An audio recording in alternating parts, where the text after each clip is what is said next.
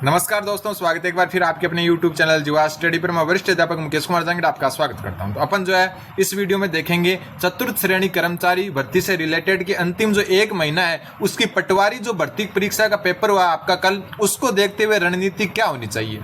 ठीक है, ये आपके लिए मोस्ट इंपोर्टेंट वीडियो है। अगर आप चतुर्थ श्रेणी कर्मचारी को टारगेट रखना चाहते हैं तो एक बार जरूर पूरा वीडियो देखें, और चैनल पर नहीं तो चैनल को सब्सक्राइब करें। अपनी क्लासेस भी रेगुलर चल रही है। सबसे पहले अपन बात करें पटवारी भर्ती परीक्षा की, तो इसका पेपर जो है आपका बहुत ज्यादा इजी आया है। ठीक है, क्योंकि ग्रेजुएशन लेवल होते हुए भी, यानी कि ग्रेजुएशन लेवल जो है आपका उसका पेपर होते हुए भी जो है इसका बहुत डाउन जो है लेवल रखा गया। आज से 5 साल पहले जो भर्ती हुई थी ना पटवारी की, उसका पेपर तो बहुत ज्यादा हार्ड था इसके मुकाबले।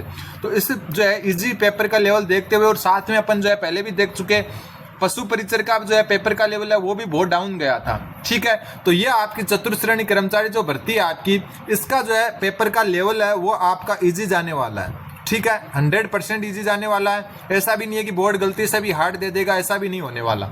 अब जो अंतिम एक महीना है उसमें जो रणनीति आपको थोड़ी सी चेंज करनी होगी।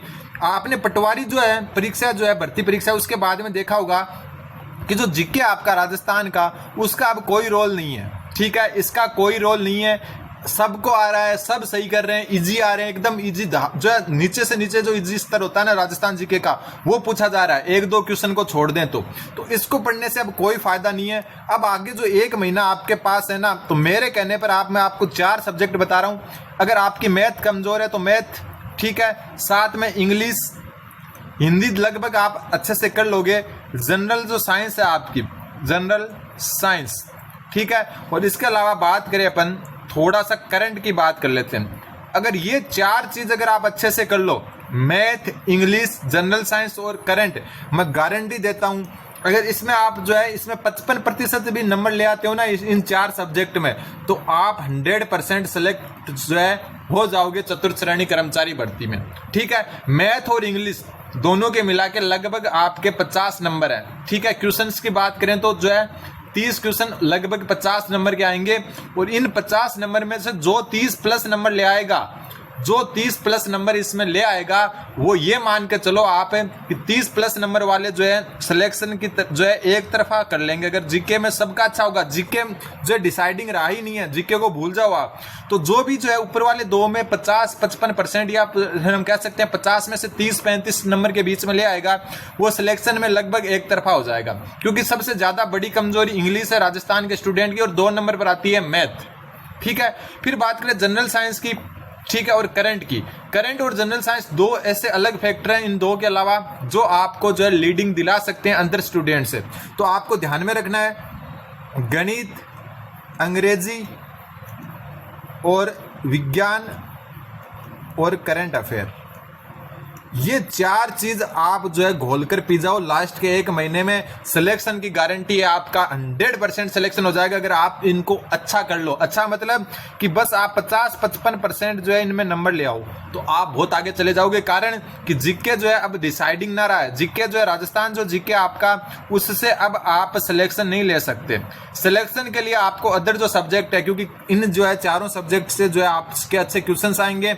और ये करंट इसलिए हार्ड बन जाता है क्योंकि कहीं से भी पूछ लेते हैं। विज्ञान इसलिए हार्ड बन जाता है कि हर किसी को विज्ञान अच्छे से नहीं आता। अंग्रेजी तो वैसे पूरे राजस्थान की जो है बीमारी रहती है, सब किससे कम आती है, मेरे को भी इतनी नहीं आती, मैं बता रहा हूं आपको। गणित जो है गणित वाले स्टूडेंट है उनकी अच्छी होती है, बाकी स्टूडेंट गणित में भी स्ट्रगल करते हैं, भले इजी आ जाए। तो ये 4 सब्जेक्ट अच्छे से कर लो। राजस्थान जीके पर ध्यान कम कर दो या बिल्कुल बंद कर दो अगर आपका जीके पहले से अच्छा है। ठीक है, बाकी जो अंतिम एक महीने में आपको पटवारी का पेपर देखते हुए यही कहना चाहूंगा, इनको अच्छे से करें, साथ में एक्यूरेसी सुधारें। एक्यूरेसी मतलब जो है गलत कम करें। ठीक है, अब कई स्टूडेंट जो है कलाम की जो है टेस्ट सीरीज दे रहे हैं, ठीक है, और इनका लेवल एक अच्छा लेवल है, और इनका अच्छा लेवल होना भी चाहिए। क्योंकि जो आरएसएस बोर्ड है आपका, वो दिनों दिन अपना स्तर घटिया करता जा रहा है, नीचा करता जा रहा है। और घटिया स्तर का मतलब है कट ऑफ हाई, और कट ऑफ हाई में सिलेक्शन आसान नहीं होता। पेपर एक अच्छा लेवल का आता है तब आराम से सिलेक्शन होता है। तो कलाम टेस्ट का लेवल अच्छा है, तो जो स्टूडेंट कलाम का टेस्ट दे रहे हैं वो वैसे ही देते रहें, टेस्ट देते रहें। और मैं भी क्लासेज आपको जो है प्रोवाइड करवा रहा हूँ। फुल जो फाइनल टेस्ट 1 हुआ है उसकी एक क्लास अपने हो चुकी है, और अगली क्लास अपन कल देखेंगे। तो ये क्लासेज आप देखते रहें, क्योंकि डीप पढ़ना कभी गलत नहीं होता, क्योंकि अगर आप डीप पढ़ रहे हो मतलब आप इजी से होकर जा रहे हो, ठीक है, इजी से होकर जा रहे हो, तो कोई अगर इसमें गलत बात नहीं है, क्योंकि कलाम के जो क्वेश्चन है वो सेंटेंस पर आधारित होते हैं कि 4 कथन दे दिए, कौन सा असत्य है कौन सा सत्य है। इससे क्या हो रहा है, आपके 4 चीजें क्लियर हो रही है। तो वो क्लासेज और वो टेस्ट आपको जरूर देखते रहना है, ऐसा नहीं है कि आप वो बंद कर दो, ठीक है। तो कलाम की टेस्ट और टेस्ट की जो क्लासेज जो मैं आपको जीवा स्टडी पर प्रोवाइड करवा रहा हूं उनको देखते रहें, क्योंकि डीप पढ़ना कभी भी नुकसानदायक नहीं होता, क्योंकि डीप आप इजी से होकर ही जाते हो, ठीक है। तो ये आप दिमाग में एकदम अच्छे से बैठा लें, और डीप पढ़ना गलत नहीं है, इजी तो अपने आप क्लियर हो रहा है डीप में, ठीक। क्योंकि एक बाई चांस मान लो कि इजी पेपर आ रहे हैं लेकिन 2-3 क्वेश्चन भी डीप आते हैं ना, और वो क्वेश्चन अगर आप अच्छे से कर देते हो तो हजारों स्टूडेंट क्या लाखों स्टूडेंट से आगे चले जाते हो, अगर आप लेवल के कोई 1-2 क्वेश्चन आए और उसको सही कर दो। तो वापस मैं बताना चाहूंगा आपको, गणित, अंग्रेजी, विज्ञान और करंट, मैं कह रहा हूं आप 80% टाइम इन्हीं को दें। अब बचा हुआ जो 1 महीना है ना, उसमें से आपको जो है 80% जो टाइम है, मतलब ज्यादा टाइम इन 4 चीजों को दें। फिर सिलेक्शन नहीं हुए तो आप मुझे कह सकते हो, अगर आप इनको अच्छे से कर लोगे। जीके आपका कैसा भी है, आप जीके अच्छा ही करके आओगे, क्योंकि जीके का लेवल इतना ज्यादा गिरा दिया इन्होंने, जीके अब सिलेक्शन की दौड़ से बाहर हो चुका है। मतलब आप जीके के दम पर सिलेक्शन नहीं ले सकते अब, ठीक है। सिलेक्शन के लिए चतुर्थ श्रेणी कर्मचारी में आपको इनका ध्यान रखना है। 54,000 वैकेंसी लगभग, और ये चूक गए ना तो फिर आप जो है सोच लो कि ऐसा दोबारा बड़ा मौका नहीं आएगा। क्या सैलरी रहती है, क्या सब कुछ मैं पहले बता चुका। इसको आप ऐसे मत समझे कि जो है फालतू नौकरी। हालांकि जो आपका 2 साल का प्रोबेशन पीरियड होता है ना, उसमें थोड़ी सी परेशानी होगी, उसमें कट कटा के आपको जो है 11,300 रुपए के आसपास मिलेंगे। वैसे 12,000 कुछ होते हैं लेकिन कुछ कट जाएंगे। 2 साल के बाद में जो इसकी सैलरी है ना, वो आपके 28,300 पहुंच जाएगी। इसमें से कट कटा के आप 25,000 प्लस रुपए लोगे 2 साल के बाद में, और हर साल 3% की चक्रवृद्धि वृद्धि होगी, और जो आपका डीए वगैरह भी 3% बढ़ेगा। तो हर साल आप मान के चलो 6% हर साल बढ़ेगी सैलरी, ठीक है। 8वां वेतन आयोग लग जाता है तो यही सैलरी आपकी 37,800 के आसपास पहुंच जाएगी, ठीक है। और इसमें और जो है आपका 3% प्लस डीए 2 या 3% हर साल बढ़ता है, तो वो बढ़ता रहेगा। तो ये एक छोटी नौकरी नहीं है, बेरोजगारी से आपको बाहर निकाल सकती है।